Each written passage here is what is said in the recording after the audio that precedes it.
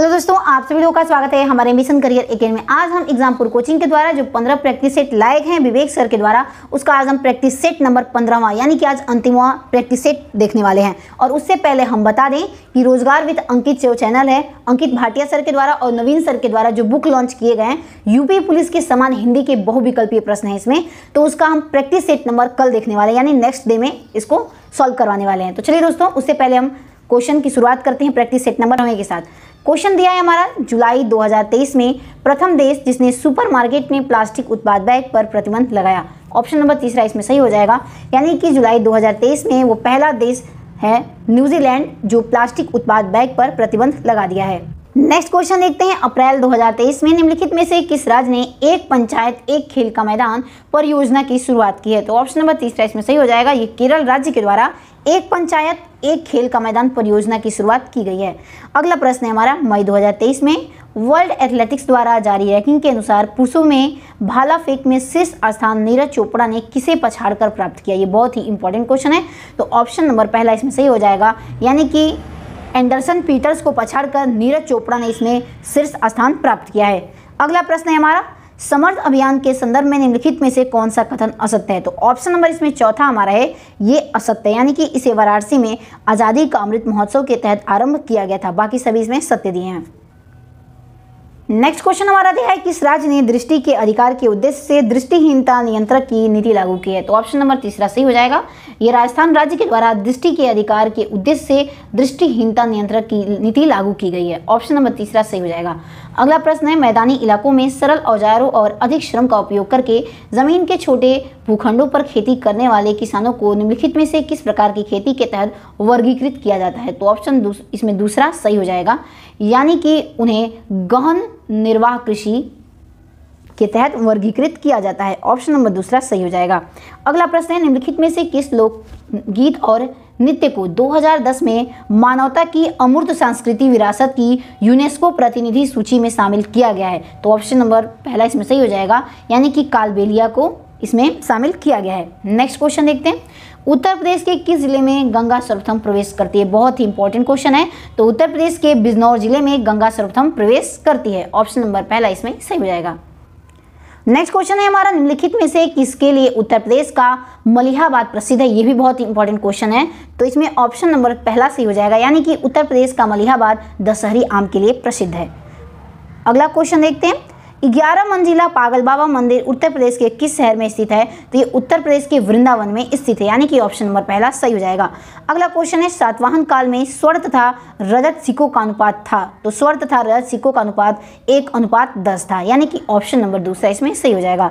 अगला प्रश्न हमारा, भारत के संविधान के किस अनुच्छेद के तहत ग्राम पंचायत का गठन किया जाता है। ये भी बहुत इंपॉर्टेंट क्वेश्चन है, तो भारत के अनुच्छेद नंबर 40 के तहत ग्राम पंचायत का गठन किया जाता है। ऑप्शन नंबर तीसरा इसमें सही हो जाएगा। नेक्स्ट क्वेश्चन देखते हैं, सल्तनत काल में किसी स्वतंत्र राज्य को जीतने के बाद यदि वहां की जनता इस्लाम धर्म नहीं स्वीकार करती थी परंतु जजिया कर देना स्वीकार कर लेती थी, तो उसे क्या कहा जाता था। तो उसे जिम्मी कहा जाता था। ऑप्शन नंबर पहला इसमें सही हो जाएगा। नेक्स्ट क्वेश्चन देखते हैं, उत्तर प्रदेश में पूर्वांचल एक्सप्रेस वे निम्नलिखित में से किस शहर से नहीं गुजरेगा। ध्यान दीजिएगा, नहीं पूछा है, तो ये बस्ती जिले से नहीं गुजरेगा। ऑप्शन नंबर दूसरा सही हो जाएगा। नेक्स्ट क्वेश्चन है, ऑस्ट्रेलिया में किस नदी द्वारा सबसे लंबा नदी प्रवाह तंत्र निर्मित होता है। तो हमारा इसमें राइट आंसर हो जाएगा, यानी कि ऑप्शन नंबर तीसरा, डार्लिंग नदी ऑस्ट्रेलिया में सबसे लंबा नदी प्रवाह तंत्र ये निर्मित करता है। नेक्स्ट क्वेश्चन देखते हैं, भारतीय अर्थव्यवस्था के संदर्भ में निम्नलिखित में से कौन सा तृतीय क्षेत्र के अधीन होता है। तो ऑप्शन नंबर पहला सही हो जाएगा, जो स्वास्थ्य हमारा होता है ये तृतीय क्षेत्र के अधीन होता है। नेक्स्ट क्वेश्चन देखते हैं, मांसपेशियों में ऐंठन किस एसिड की वृद्धि के कारण होती है। तो ऑप्शन नंबर दूसरा सही हो जाएगा, ये लैक्टिक एसिड के कारण मांसपेशियों में ऐंठन होने लगती है। ऑप्शन नंबर दूसरा सही हो जाएगा। नेक्स्ट क्वेश्चन है, किस देश को पूर्व का मोती के नाम से जाना जाता है। तो ऑप्शन नंबर चौथा सही हो जाएगा, श्रीलंका देश को पूर्व का मोती के नाम से जाना जाता है। नंबर चौथा इसमें सही हो जाएगा। नेक्स्ट क्वेश्चन देखते हैं, बंगाल विभाजन के बाद निम्नलिखित में से किस तिथि को शोक दिवस के रूप में मनाने की घोषणा की गई थी। तो ऑप्शन नंबर इसमें तीसरा सही हो जाएगा, यानी कि 16 अक्टूबर 1905 को शोक दिवस के रूप में मनाने की घोषणा की गई थी। नेक्स्ट क्वेश्चन है, मुद्रा के अवमूल्यन के संबंध में निम्नलिखित में से कौन सा सही है। तो ऑप्शन नंबर पहला इसमें सही हो जाएगा, यानी कि पैसे के आंतरिक मूल्य में कमी। ऑप्शन नंबर पहला इसमें सही हो जाएगा। नेक्स्ट क्वेश्चन देखते हैं, किस समिति को भारतीय राज्य समिति के नाम से जाना जाता है? ये भी बहुत इंपॉर्टेंट क्वेश्चन है। तो बटलर समिति को, यानी कि ऑप्शन नंबर तीसरा इसमें सही हो जाएगा। बटलर समिति को भारतीय राज्य समिति के नाम से जाना जाता है। नेक्स्ट क्वेश्चन देखते हैं, निम्नलिखित में से किस मामले में सुप्रीम कोर्ट ने यह व्यवस्था दी कि पर्यावरण प्रदूषण करने के लिए प्रदूषक को इसके नुकसान का भुगतान करना चाहिए? यानी कि ऑप्शन नंबर दूसरा सही हो जाएगा।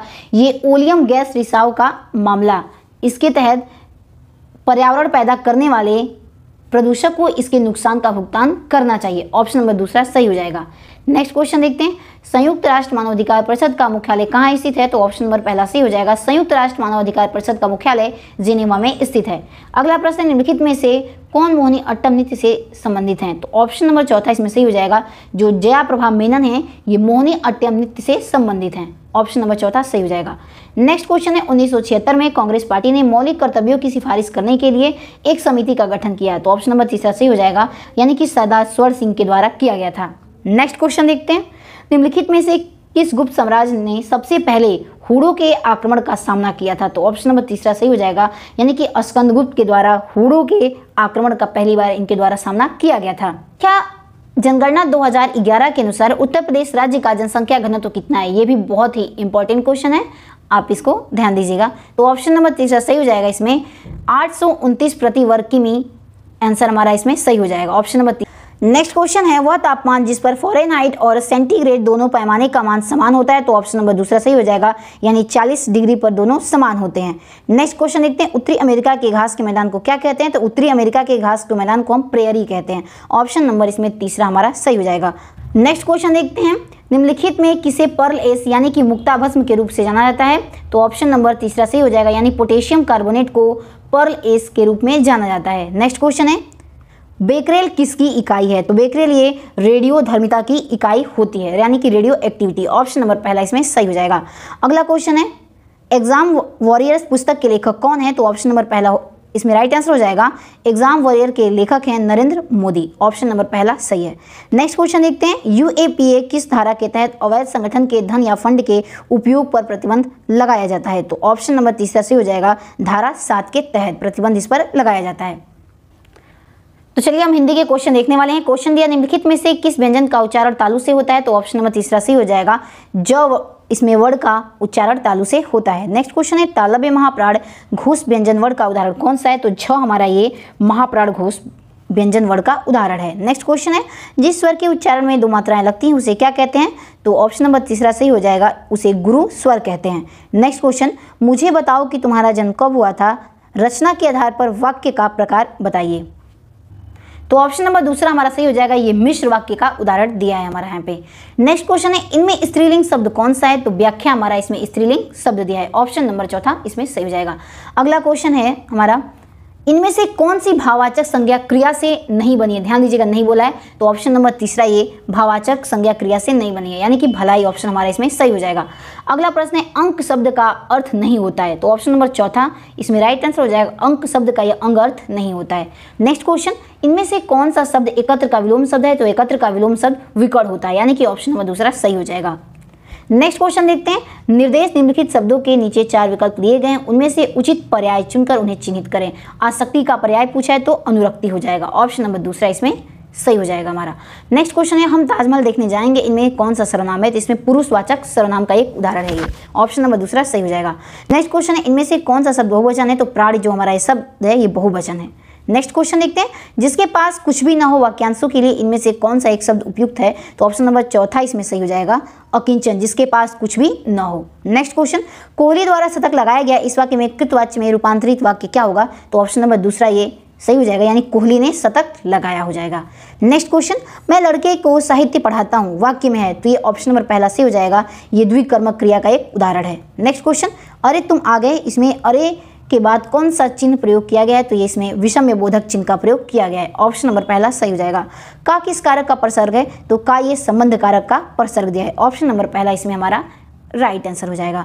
नेक्स्ट क्वेश्चन ध्यान दीजिएगा, निम्नलिखित प्रश्न में 4 विकल्पों में से उस विकल्प का चयन करें जो शुद्ध वाक्य का सबसे अच्छा विकल्प है। तो ऑप्शन नंबर तीसरा हमारा इसमें शुद्ध हो जाएगा, यानी कि कविताओं की एक पुस्तक मुझे दीजिए। नेक्स्ट क्वेश्चन देखते हैं, नेक्स्ट क्वेश्चन दिया है, इसमें निम्नलिखित प्रश्नों में 4 वैकल्पिक वर्तनी दी गई हैं, सही वर्तनी वाला सब चुनिए। तो ये ऑप्शन नंबर दूसरा इसमें सही हो जाएगा, रासायनिक, बाकी सभी गलत दिए हैं। नेक्स्ट क्वेश्चन है, कोई बच्चा नहीं खेलेगा, रेखांकित शब्द क्या है? तो ऑप्शन नंबर तीसरा सही हो जाएगा, ये सर्वनामिक विशेषण है। नेक्स्ट क्वेश्चन, बीती विभावरी जागरी, अंबर पनघट में डुबो रही, तारा घट उषा नागरी, इनमें इसमें कौन सा अलंकार है? तो ये रूपक अलंकार का उदाहरण हो जाएगा, यानी कि ऑप्शन नंबर इसमें चौथा सही हो जाएगा।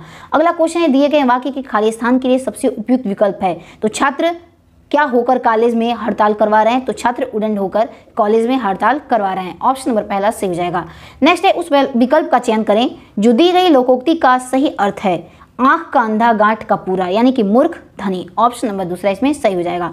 नेक्स्ट है, नाक का बाल होना मुहावरे का क्या अर्थ है? तो ऑप्शन नंबर चौथा सही हो जाएगा, यानी कि अधिक प्यारा होना होता है। नेक्स्ट क्वेश्चन, निस्दिन बरसत नैन हमारे, इस पंक्ति में किस रस का वर्णन किया गया है? तो इसमें श्रृंगार रस का प्रयोग किया गया है, ऑप्शन नंबर चौथा इसमें सही हो जाएगा। नेक्स्ट क्वेश्चन है, दिए गए शब्द युग्म के सही अर्थभेद का चयन कीजिए। पहला हमारा इस दिया है और दूसरा ईश दिया है, तो पहला इस का हो जाएगा स्वामी और इसका हो जाता है शिवचर का एक अनुचर, यानी कि ऑप्शन नंबर तीसरा सही हो जाएगा।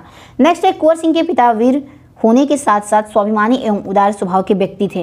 रेखांकित शब्द में उपसर्ग जुड़ा है, तो इसमें स्व उपसर्ग जुड़ा है, ऑप्शन नंबर चौथा इसमें सही हो जाएगा। इस क्वेश्चन देखते हैं, भक्षण में कौन सा प्रत्यय है? तो इसमें अन प्रत्यय का प्रयोग हुआ है, ऑप्शन नंबर तीसरा सही हो जाएगा। नेक्स्ट क्वेश्चन है, पवनासन में कौन सा समास है? तो ये बहुब्रीहि समास का उदाहरण होता है, ध्यान दीजिएगा। नेक्स्ट क्वेश्चन देखते हैं, पहला ज्ञानपीठ पुरस्कार किस भाषा के लेखक को मिला था? ये भी बहुत ही इंपॉर्टेंट क्वेश्चन है, तो ऑप्शन नंबर चौथा इसमें सही हो जाएगा। पहला ज्ञानपीठ पुरस्कार मलयालम भाषा के लेखक को मिला था। नेक्स्ट क्वेश्चन है, इनमें से किस उपन्यास की पृष्ठभूमि अंचलिक है? तो ऑप्शन नंबर तीसरा सही हो जाएगा, यानी कि मैला आंचल का, ऑप्शन नंबर तीसरा है सही। नेक्स्ट क्वेश्चन, उदय प्रकाश इनमें से किस विधा के चर्चित लेखक हैं? तो उदय प्रकाश ये कहानी विधा के चर्चित लेखक हैं, ऑप्शन नंबर पहला सही हो जाएगा।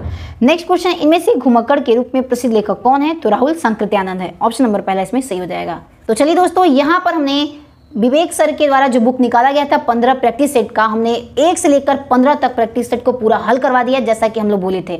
और एक बात और बताना चाहेंगे कि हम लोग कल से स्टार्ट करने वाले हैं अंकित भाटिया और नवीन सर के द्वारा जो सामान्य हिंदी के यूपी पुलिस के लिए बुक निकाले गए हैं, उसके बहुविकल्पीय प्रश्नों को हम लोग हल करने वाले हैं। तो चलिए दोस्तों, अगर आप हमारे चैनल पर नए हैं तो चैनल को लाइक शेयर सब्सक्राइब करना ना भूलें और इसे ग्रुप में शेयर करना ना भूलें। और मिलते हैं अपने अगले वीडियो में कल के साथ, तब तक के लिए जय हिंद जय भारत।